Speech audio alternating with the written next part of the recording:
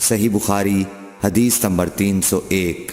حضرت عائشہ رضی اللہ تعالی عنہا فرماتی ہیں کہ آپ صلی اللہ علیہ وسلم اپنا سر مبارک میری طرف کر دیتے، اس وقت آپ اعتکاف میں بیٹھے ہوئے ہوتے اور میں حیض کی حالت میں ہونے کے باوجود آپ کا سر مبارک دھو دیتی۔ صحیح بخاری حدیث نمبر 302۔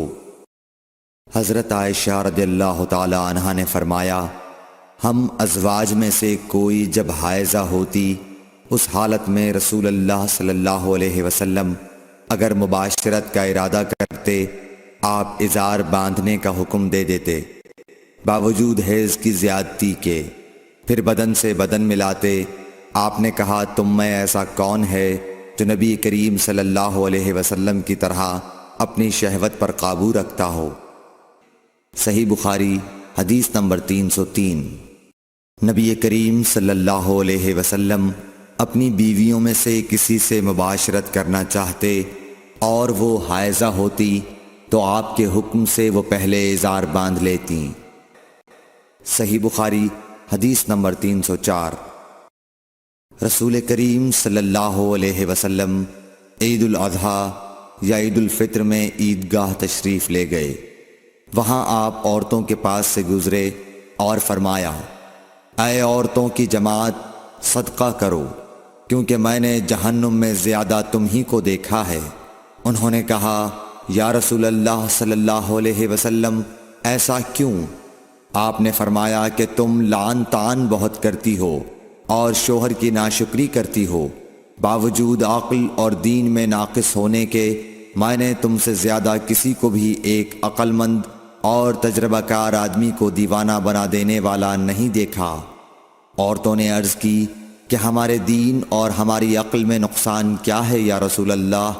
آپ نے فرمایا، کیا عورت کی گواہی مرد کی گواہی سے نصف نہیں ہے؟ انہوں نے کہا، جی ہے۔ آپ نے فرمایا، بس یہی اس کی عقل کا نقصان ہے۔ پھر آپ نے پوچھا، کیا ایسا نہیں ہے کہ جب عورت حائضہ ہو تو نہ نماز پڑھ سکتی ہے نہ روزہ رکھ سکتی ہے؟ عورتوں نے کہا، ایسا ہی ہے۔ آپ نے فرمایا کہ یہی اس کے دین کا نقصان ہے۔ صحیح بخاری حدیث نمبر 305۔ حضرت عائشہ رضی اللہ تعالی عنہا نے فرمایا کہ ہم رسول اللہ صلی اللہ علیہ وسلم کے ساتھ حج کے لیے اس طرح نکلے کہ ہماری زبانوں پر حج کے علاوہ اور کوئی ذکر ہی نہ تھا۔ جب ہم مقام صرف پہنچے تو مجھے حیض آ گیا۔ اس غم سے میں رو رہی تھی کہ نبی صلی اللہ علیہ وسلم تشریف لائے۔ آپ نے پوچھا، کیوں رو رہی ہو؟ میں نے کہا، کاش میں اس سال حج کا ارادہ ہی نہ کرتی۔ آپ نے فرمایا، شاید تمہیں حیض آ گیا ہے۔ میں نے کہا، جی ہاں۔ آپ نے فرمایا، یہ چیز تو اللہ تعالیٰ نے آدم کی بیٹیوں کے لیے مقرر کر دی ہے، اس لیے تم جب تک پاک نہ ہو جاؤ طواف بیت اللہ کے علاوہ حاجیوں کی طرح تمام کام انجام دو۔ صحیح بخاری حدیث نمبر 306۔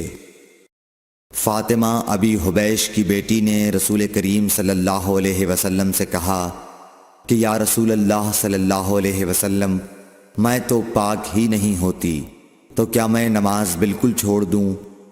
حضور صلی اللہ علیہ وسلم نے فرمایا کہ یہ رگ کا خون ہے، حیض نہیں، اس لیے جب حیض کے دن جن میں کبھی پہلے تمہیں عادتاً حیض آیا کرتا تھا آئیں تو نماز چھوڑ دے، اور جب اندازے کے مطابق وہ دن گزر جائیں تو خون دھو ڈال اور نماز پڑھ۔ صحیح بخاری حدیث نمبر 307۔ ایک عورت نے رسول کریم صلی اللہ علیہ وسلم سے سوال کیا۔ اس نے پوچھا کہ یا رسول اللہ، آپ ایک ایسی عورت کے متعلق کیا فرماتے ہیں جس کے کپڑے پر حیض کا خون لگ گیا ہو؟ تو رسول اللہ صلی اللہ علیہ وسلم نے فرمایا کہ اگر کسی عورت کے کپڑے پر حیض کا خون لگ جائے تو چاہیے کہ اسے رگڑ ڈالے، اس کے بعد اسے پانی سے دھوئے، پھر اس کپڑے میں نماز پڑھ لے۔ صحیح بخاری حدیث نمبر 308۔ حضرت عائشہ رضی اللہ تعالی عنہا نے فرمایا کہ ہمیں حیض آتا تو کپڑے کو پاک کرتے وقت ہم خون کو مل دیتے، پھر اس جگہ کو دھو لیتی اور تمام کپڑے پر پانی بہا دیتی اور اسے پہن کر نماز پڑھتی۔ صحیح بخاری حدیث نمبر 309۔ نبی کریم صلی اللہ علیہ وسلم کے ساتھ آپ کی بعض ازواج نے اعتکاف کیا، حالانکہ وہ مستحاضہ تھیں اور انہیں خون آتا تھا، اس لیے خون کی وجہ سے تشت اکثر اپنے نیچے رکھ لیتی۔